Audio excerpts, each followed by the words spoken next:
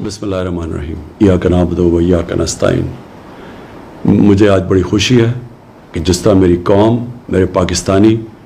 جس طرح آج فلسطینیوں کی حمایت کے لیے نکلے اور جس طرح انہوں نے ان کے اوپر جو ظلم ہو رہے ہیں اس کی آج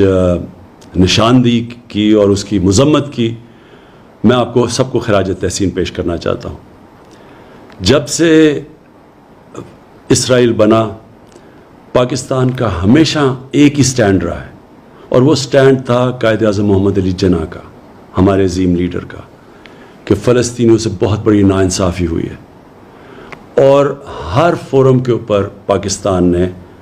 فلسطینیوں کے ساتھ کھڑے رہے ہیں۔ 27ویں رات کو میں مسجد نبوی میں تھا جب مجھے پتہ چلا کہ جو قبلہ اول ہے مسلمانوں کا، مسجد الاقصی، ادھر جب 27ویں کی مقدس رات کو لوگ نماز پڑھ رہے تھے، جو اسرائیل کی پولیس ہے اس نے ان کے اوپر تشدد کیا، اور ساتھ ساتھ پھر یہ اسی چیز کا بھی علم ہوا کہ جو فلسطینی فیملیاں 70 سال سے اپنے گھروں میں رہ رہی تھی، کئی فیملیز کو اسرائیلی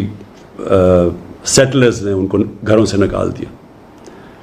اس کی وجہ سے ایک نیا انتشار شروع ہو گیا، اور پھر جو غازہ کے اوپر جس طرح کی بمباری کی گئی، دنیا کی سب سے طاقتور ترین فوج ہے، تقریباً 69 فلسطینیوں کے اوپر جس طرح کی بمباری کی گئی جس میں بچے مارے گئے، تو میں اگلے دن 27ویں کا جو اگلے دن تھا، میں نے جو OIC کے سیکرٹری جنرل ہیں ان سے ملاقات کی، اور ان کو تب کہا کہ OIC کو اس کے اوپر سٹینڈ لینا چاہیے اور یونائٹڈ نیشنز میں ایشو کو اٹھانا چاہیے۔ جب میں پاکستان آیا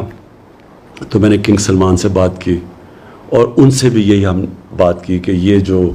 ظلم ہو رہا ہے فلسطینیوں پہ اور جو الاقصی میں ہوا ہے، اس کے اوپر ہمیں اپنی آواز بلند کرنی چاہیے۔ ترکی کے جو پریزیڈنٹ ہے طیب اردوغان، ان کی مجھے کال آئی، انہوں نے بھی یہی چیز کہی۔ مہاتر محمد کی میسج آئی، کال آئی، انہوں نے بھی یہی چیز کہی۔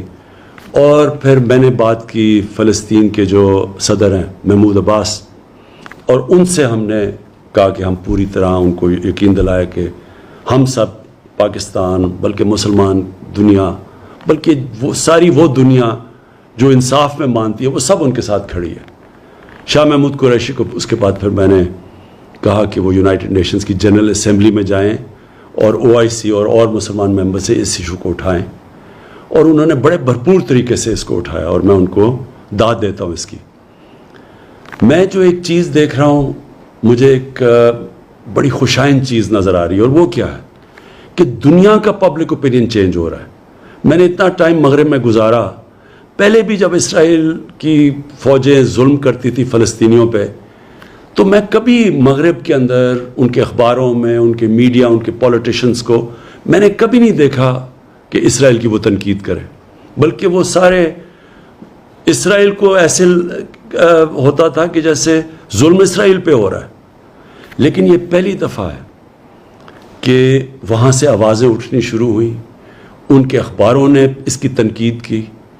ان کے میڈیا نے اس کی تنقید کی، اور پولیٹیشنز نے کھڑے ہو کے، کبھی میں نے سمجھتا تھا کہ امریکہ میں وہ اسرائیل کی تنقید کریں گے، اور مغربی ممالک میں۔ اس کی یہ جو پبلک اوپینین تبدیل ہوا ہے، اس کی ایک بہت بڑی ایک اور وجہ ہے سوشل میڈیا۔ مین میڈیا اگر کوئی رپورٹ کو روکتا بھی ہے، کوئی سینسر بھی کرتا ہے، تو سوشل میڈیا پہ ایک ایسی فورس آ گئی ہے کہ اس سے اب کوئی بھی کمیونیکیشن اور نیوز کو روک نہیں سکتا، اور اس سے مجھے نظر آ رہا ہے کہ دنیا کا پبلک اوپینین چینج ہو رہا ہے۔ آج سے 30 سال پہلے اسی طرح تب بھی دنیا کا پبلک اوپینین چینج ہوا تھا۔ ساؤتھ افریقہ، ادھر ایک ایسی رجیم تھی، ایک ایسی گورنمنٹ تھی، اور بڑی دیر سے، کئی سالوں سے تھی، جو نسل پرست تھی، جو ایشینز اور افریقنز کو برابر کے شہری نہیں سمجھتی تھی، اور ان کے ساتھ بڑی بڑی دنیا کی طاقتیں کھڑی ہوئی تھی اس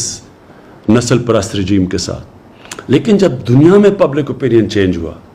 تو یہی جو طاقتور قوتیں تھیں، جو ملک تھے، انہوں نے زور لگا کے ساؤتھ افریقہ کے اندر ان کو رجیم کے اوپر، جو ساؤتھ افریقن گورنمنٹ کے اوپر انہوں نے ان کو مجبور کیا کہ وہ برابری کے حقوق دیں افریقنس کو اور ایشینز کو. اسی طرح کا میں ایک شروعات دیکھ رہا ہوں کہ انشاءاللہ دنیا کا جو پبلک اوپینین چینج ہو رہا ہے، میں یہی دیکھ رہا ہوں کہ اب ایک دنیا کا پبلک اوپینین اب زور لگائے گا. بڑے بڑے یہ جو ملک ہیں جو اب تک سپورٹ کرتے رہے ہیں اسرائیل کو، یہ پورا پریشر ڈالیں گے کہ فلسطینیوں کو بھی ان کے حقوق دیے جائیں. اور انشاءاللہ ایک دن آئے گا جب کہ فلسطین کے لوگوں کو اپنا ملک ملے گا، ایک منصفانہ سیٹلمنٹ ملے گی، وہ بھی برابر کے شہری رہ سکیں گے جو کہ فلسطینی اسرائیل میں رہتے ہیں، ایک برابر کے شہری بن کے رہ سکیں گے. اور ہم دعا کرتے ہیں